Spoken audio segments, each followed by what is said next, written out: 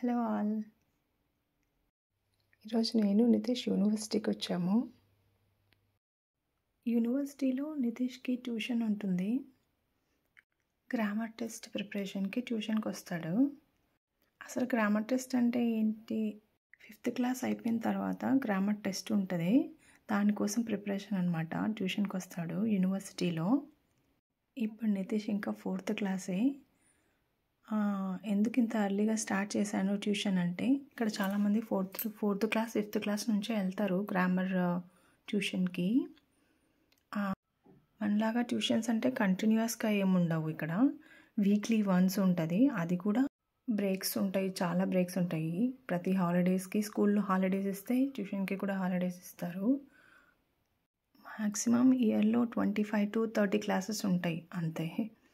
అందులోనూ నాకు ఇక్కడ బాగా నచ్చింది ఏంటంటే గ్రామర్ ప్రిపరేషన్ బాగా నచ్చింది నాకు. అంటే వాళ్ళకి మ్యాథ్స్, ఇంగ్లీష్, రీజనింగ్ ఉంటుంది. మ్యాథ్స్ అంతా సింపుల్గానే ఉంటుంది. అంటే వాళ్ళ ఏజ్కి తగినట్టు ప్రాబ్లమ్స్ అలాగే ఉంటాయి. వాళ్ళ ఏజ్కి తగిన విధంగానే ఉంటాయి. కానీ గ్రామర్లో వచ్చేసి చాలా డెప్త్గా ఉంటుంది గ్రామరు. ఇక్కడ వీళ్ళు చాలా డెప్త్గా చెప్తారు.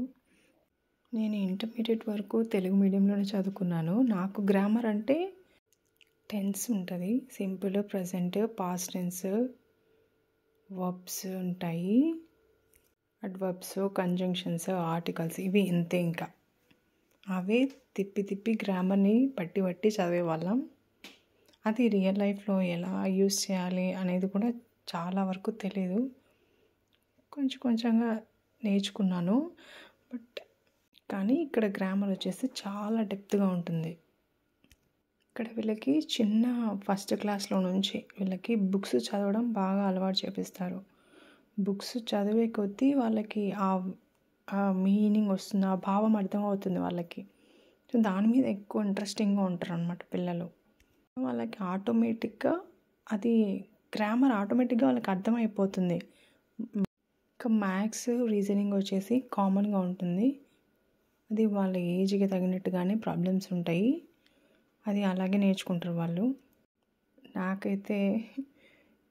నేనైతే ఆ గ్రామర్ టెస్ట్లో ఖచ్చితంగా పాస్ కాలేను. నాలాంటి వాళ్ళకి పెడితే నేనైతే అసలు పాస్ కాలేను, అంత టఫ్గా ఉంటుంది.